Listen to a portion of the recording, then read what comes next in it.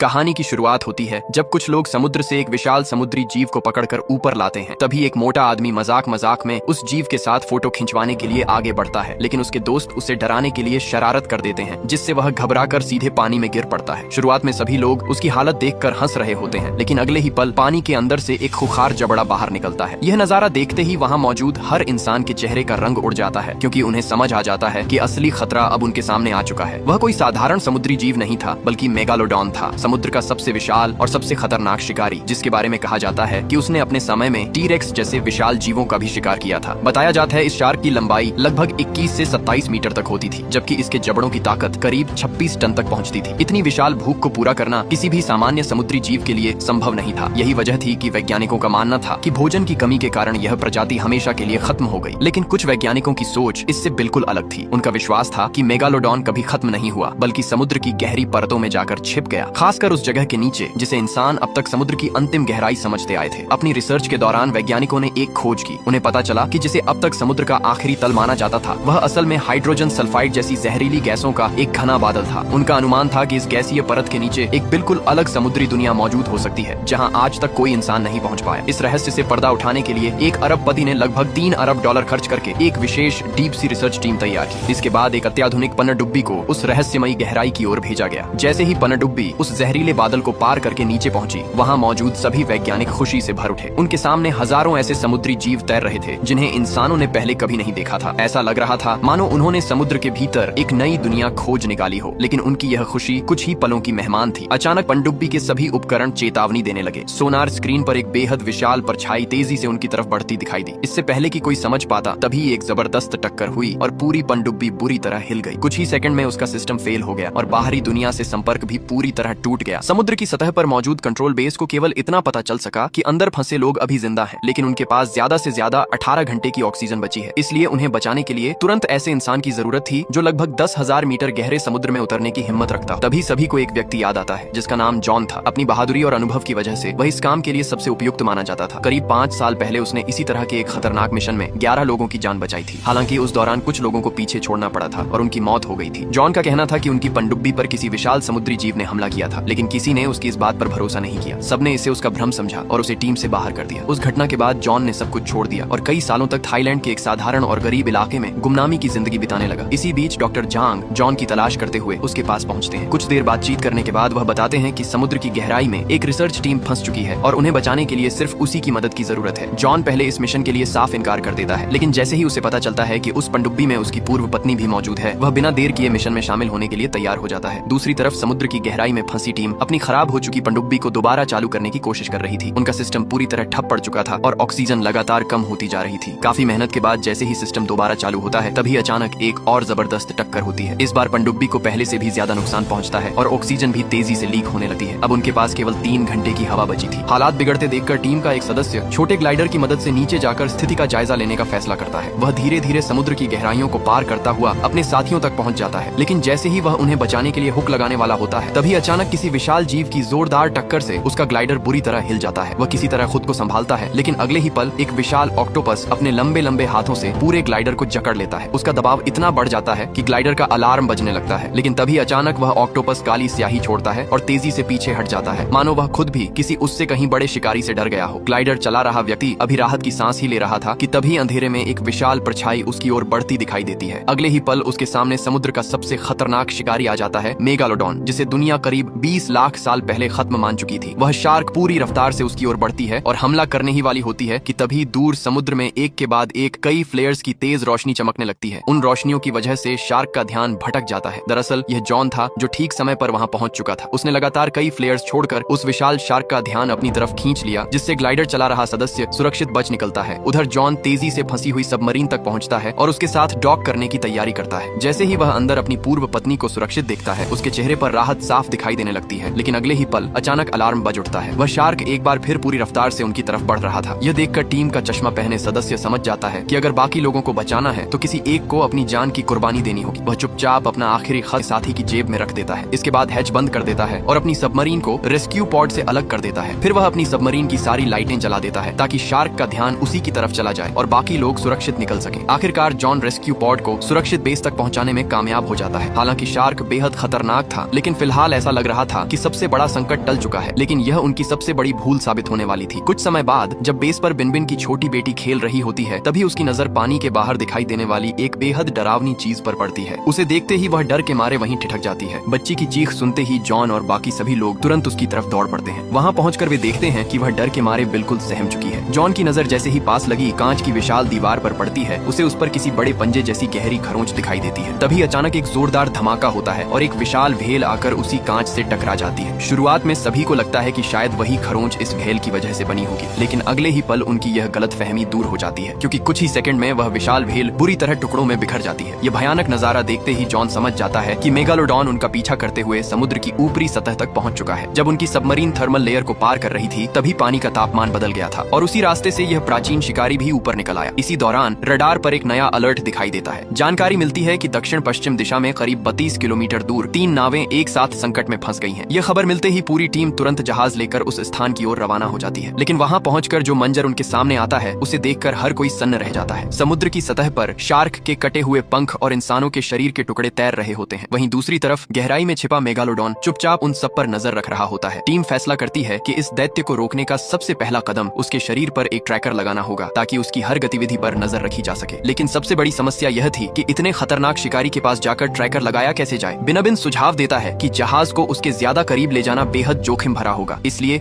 किसी एक इंसान को सीधे पानी में उतरकर यह काम करना पड़ेगा। काफी सोच विचार के बाद आखिरकार यह जिम्मेदारी जॉन अपने ऊपर ले लेता है। इसके बाद वह ट्रैकर गन लेकर समुद्र में छलांग लगा देता है। धीरे धीरे वह मेगालोडॉन के बेहद करीब पहुंचता है। सही मौका मिलते ही वह ट्रैकर गन से निशाना साधकर फायर करता है और ट्रैकर सीधे उस विशाल शार्क के शरीर में जाकर धंस जाता है। जैसे ही ट्रैकर के सक्रिय होने की पुष्टि होती है, ऊपर मौजूद साथी तुरंत रस्सी की मदद से जॉन को वापस खींचने लगते हैं, लेकिन इस हलचल से मेगालोडॉन सतर्क हो जाता है। वह गुस्से में पूरी रफ्तार से जॉन की ओर बढ़ता है। अपनी जान बचाने के लिए जॉन तुरंत अपना भारी उपकरण छोड़ देता है और पूरी ताकत से जहाज की तरफ तैरने लगता है। इसके साथ ही समुद्र के भीतर एक बेहद खतरनाक पीछा शुरू हो जाता है, जहाँ एक छोटी सी गलती भी उसकी मौत की वजह बन सकती थी। जैसे ही जॉन नाव के बिल्कुल करीब पहुंचता है, उसी पल मेगालोडॉन पीछे से बिजली की रफ्तार से हमला करता है और अपने विशाल जबड़े से उसे दबोचने की कोशिश करता है, लेकिन किस्मत उसका साथ देती है। वह बाल बाल बचते हुए नाव पर चढ़ने में कामयाब हो जाता है। अब जबकि मेगालोडॉन पर ट्रैकर लग चुका था, टीम का अगला लक्ष्य साफ था, इस प्राचीन शिकारी का हमेशा के लिए अंत करना। कुछ ही देर बाद वे एक खास तरह का मजबूत शार्क केज तैयार करते हैं। इस बार उस केज के अंदर बिनबिन को भेजा जाता है। वह पिंजरे के साथ धीरे धीरे समुद्र में उतरता है, जबकि ऊपर मौजूद साथी चारों तरफ चारा फेंक देते हैं। जैसे ही बड़ी संख्या में मछलियां पिंजरे के आसपास इकट्ठा होने लगती हैं, खून की गंध से आकर्षित होकर मेगालोडॉन भी वहां पहुंच जाता है। बिनबिन तुरंत जहरीली हार्पून गन उठाकर निशाना साधता है, लेकिन निशाना चूक जाता है। बिनबिन अभी समझ ही नहीं पाता कि आखिर हुआ क्या है। तभी अगले ही पल वह दैत्य बिजली जैसी रफ्तार से वापस लौटता है और सीधे पूरे पिंजरे को अपने विशाल जबड़ों में दबाकर घसीटना शुरू कर देता है। मेगालोडॉन की ताकत से कुछ ही पलों में मजबूत लोहे का पिंजरा भी टूटने लगा। उसी मौके का फायदा उठाते हुए बिनबिन ने अपनी हार्पून गन से फायर किया। जहरीला तीर सीधा मेगालोडॉन के शरीर में जाकर धंस गया। तीर लगते ही विशाल शार्क दर्द से तड़प उठी और पिंजरे को छोड़कर दूर चली गई। बिनबिन को लगा कि अब खतरा टल चुका है, लेकिन अगले ही पल मेगालोडॉन फिर से पलट कर आया और इस बार उसने पूरे पिंजरे को ही अपने विशाल जबड़ों में दबाने की कोशिश की। यह सब देखकर जॉन बिना एक पल घमवाए सीधे समुद्र में छलांग लगा देता है। वह रस्सी के सहारे तेजी से नीचे पहुंचता है और पिंजरे को ढीला कर देता है, लेकिन इसी दौरान बिनबिन की ऑक्सीजन टंकी खत्म हो जाती है और उसकी हवा तेजी से खत्म होने लगती है। जॉन तुरंत पिंजरा खोलता है और बिनबिन को बाहर निकाल लेता है। दोनों अभी वहां से निकलने ही वाले होते हैं कि तभी मेगालोडॉन एक बार फिर पूरी रफ्तार से उनकी ओर झपट पड़ता है। ऐसा लग रहा था कि इस बार दोनों का बचना नामुमकिन है, लेकिन तभी विशाल शार्क रस्सियों में उलझ जाती है और कुछ सेकंड के लिए फंस जाती है। यही मौका दोनों की जान बचा देता है और वे वहां से दूर निकलने में सफल हो जाते हैं। कुछ ही देर बाद जहरीले हार्पून का असर दिखाई देने लगता है। मेगालोडॉन की रफ्तार धीरे धीरे कम होने लगती है और आखिरकार वह पूरी तरह शांत होकर समुद्र में तैरना बंद कर देता है। इस मौके का फायदा उठाकर जॉन बिनबिन को सुरक्षित ऊपर ले आता है। टीम तुरंत उसका इलाज शुरू कर देती है और काफी कोशिशों के बाद आखिरकार उसकी जान बचा ली जाती है। होश में आने के बाद जब बिनबिन डेक पर पहुंचता है तो देखता है कि उस विशाल शार्क को मोटी रस्सियों से बांधकर जहाज पर खींच लिया गया है। उसी समय वह मोटा आदमी एक बार फिर उत्साह में उसके साथ फोटो खिंचवाने की जिद करने लगता है। तभी अचानक शार्क हल्की सी हिलती है और वह घबराकर सीधे पानी में जा गिरता है, लेकिन अगले ही पल सभी को पता चलता है कि यह उसके दोस्तों की शरारत थी। हालांकि यह मजाक ज्यादा देर नहीं चलता। अचानक समुद्र की गहराई से पहले से भी कहीं ज्यादा विशाल एक साया उनकी ओर बढ़ता दिखाई देता है। अगले ही सेकंड वह दैत्याकार शार्क जोरदार हमला करती है। वह बंधी हुई शार्क को एक ही झटके में निगल जाती है और उसके टकराने से पूरा जहाज भी बुरी तरह हिल जाता है। तभी सभी को एहसास होता है कि जिसे उन्होंने मार गिराया था वह असल मेगालोडॉन नहीं बल्कि उसका बच्चा था। असली दैत्य तो अभी भी जिंदा था। अब स्थिति पहले से कहीं ज्यादा खतरनाक हो चुकी थी। टीम का एक सदस्य बाकी लोगों को भागने का मौका देने के लिए जानबूझकर पानी पर जोर जोर से हाथ मारने लगता है ताकि मेगालोडॉन का ध्यान उसकी तरफ चला जाए। योजना काम कर जाती है। विशाल शार्क उसी की ओर बढ़ती है, उसे अपना शिकार बना लेती है और फिर दूसरी दिशा में तैर जाती है। इस मौके का फायदा उठाकर बाकी लोग छोटी नावों में बैठकर वहां से निकलने की कोशिश करते हैं, लेकिन मेगालोडॉन फिर से उनका पीछा करने लगता है। तभी सही समय पर एक रेस्क्यू हेलीकॉप्टर वहां पहुंच जाता है। ट्रैकिंग सिग्नल की मदद से वे लगातार उसकी तरफ फायरिंग शुरू कर देते हैं। लगातार हो रहे हमले को देखकर मेगालोडॉन वापस समुद्र की गहराइयों में चला जाता है। इसके बाद पूरी टीम सुरक्षित बेस लौट आती है और दुनिया की सरकारों को इस खतरनाक समुद्री शिकारी के बारे में तुरंत जानकारी दी जाती है। हालात की गंभीरता को देखते हुए कई देश मदद के लिए आगे आते हैं और एहतियात के तौर पर उस रिसर्च बेस को कुछ समय के लिए बंद कर दिया जाता है। लेकिन असली खतरा अभी खत्म नहीं हुआ था। उसी दौरान एक समुद्री बीच पर सैकड़ों लोग बेफिक्र होकर छुट्टियों का आनंद ले रहे थे। किसी को जरा भी अंदाजा नहीं था कि मौत तेजी से उनकी ओर बढ़ रही है। कुछ ही देर में मेगालोडॉन उस इलाके में पहुंच जाता है। जैसे ही उसकी नजर पानी में तैर रहे लोगों पर पड़ती है, वह अचानक समुद्र से बाहर छलांग लगाता है और एक के बाद एक कई लोगों को अपना शिकार बना लेता है। तभी जॉन पानी में एक खास इकोलॉजिकल डिवाइस फेंकता है जो डॉल्फिन जैसी आवाज निकालने लगता है। उस आवाज की वजह से मेगालोडॉन का ध्यान इंसानों से हटकर उस डिवाइस की ओर चला जाता है। इसी बीच स्ट्रांग और बिनबिन अपने ग्लाइडर के साथ समुद्र में उतरते हैं और दोनों मिलकर उस डिवाइस के आसपास जाल जैसा घेरा बना देते हैं। कुछ ही पलों में मेगालोडॉन वहां पहुंचता है और गुस्से में सीधे उस डिवाइस को निगल जाता है। लेकिन जैसे ही उसे एहसास होता है कि उसे जाल में फंसाया गया है, वह तुरंत पलटता है और पूरी रफ्तार से जॉन की तरफ हमला करने दौड़ पड़ता है। जॉन तुरंत अपने ग्लाइडर की दिशा बदल देता है और मेगालोडॉन के विशाल जबड़ों से बचते हुए समुद्र की और भी गहरी परतों में उतर जाता है। कुछ ही देर में मेगालोडॉन पूरी रफ्तार से ग्लाइडर पर जोरदार टक्कर मारता है, जिससे उसमें बड़ा छेद हो जाता है। इसके बावजूद जॉन किसी तरह उस दैत्य को अपनी ओर खींचे रखता है। इसी दौरान बिनबिन बिना देर किए लॉन्च बटन दबा देता है, लेकिन इतना शक्तिशाली बम भी मेगालोडॉन को केवल मामूली नुकसान ही पहुंचा पाता है। यह देखकर जॉन तुरंत अपनी फ्लैशलाइट चालू करता है और उसकी मदद से मेगालोडॉन का ध्यान अपनी ओर खींचने लगता है। लेकिन तभी अचानक उसका उपकरण जाम हो जाता है। जॉन तुरंत दिशा बदलता है और किसी तरह मेगालोडॉन के विशाल जबड़ों से बच निकलता है। उधर आसमान में कई न्यूज हेलीकॉप्टर इस पूरे घटनाक्रम का सीधा प्रसारण कर रहे थे। पूरी दुनिया सांस रोककर यह मंजर देख रही थी। तभी अचानक दो हेलीकॉप्टर आपस में टकरा जाते हैं और अगले ही पल जोरदार विस्फोट हो जाता है। दूसरी तरफ जॉन अपने ग्लाइडर की रफ्तार पूरी ताकत से बढ़ा देता है और सीधे मेगालोडॉन की तरफ बढ़ने लगता है। ऐसा लगता है कि अब दोनों की सीधी टक्कर होने वाली है, लेकिन बिल्कुल आखिरी पल में जॉन अचानक ग्लाइडर को एक तरफ मोड़ देता है। तेज रफ्तार से गुजरते हुए ग्लाइडर का पिछला हिस्सा मेगालोडॉन के पेट को चीर देता है। यह हमला इतना घातक साबित होता है कि मेगालोडॉन का पेट फट जाता है और उसका पूरा शरीर लहूलुहान हो जाता है। लेकिन उसी समय जॉन का ग्लाइडर भी बुरी तरह क्षतिग्रस्त हो जाता है। घायल होने के बावजूद मेगालोडॉन गुस्से में पलटकर हमला करता है और एक ही झटके में पूरे ग्लाइडर को अपने विशाल जबड़ों में जकड़ लेता है। उसकी जबरदस्त काटने की ताकत के सामने बुलेट प्रूफ कांच भी टूट जाता है। कुछ ही सेकंड में कॉकपिट के अंदर तेजी से पानी भरने लगता है। ऐसे मुश्किल वक्त में जॉन पूरी ताकत से कांच पर लात मारता है और किसी तरह टूटे हुए कॉकपिट से बाहर निकलने में सफल हो जाता है। फिर जॉन पूरी ताकत से हारपून उसकी आंख में घुसा देता है। तेज दर्द से तड़पकर विशाल शार्क पानी से बाहर उछल जाती है। उसी मौके का फायदा उठाते हुए जॉन लगातार कई हारपून उसके शरीर में दाग देता है। आखिरकार वह प्राचीन शिकारी, जिसे दुनिया करीब 20 लाख साल पहले विलुप्त मान चुकी थी, हमेशा के लिए खत्म हो जाता है। उसके विशाल शरीर से निकलता खून पूरे समुद्र में फैल जाता है। खून की गंध महसूस करते ही चारों ओर से दूसरी शार्कें वहां पहुंचने लगती हैं और उस विशाल शव पर टूट पड़ती हैं। इसी बीच बिनबिन तेजी से वहां पहुंचता है और जॉन को सुरक्षित पानी से बाहर निकाल लेता है।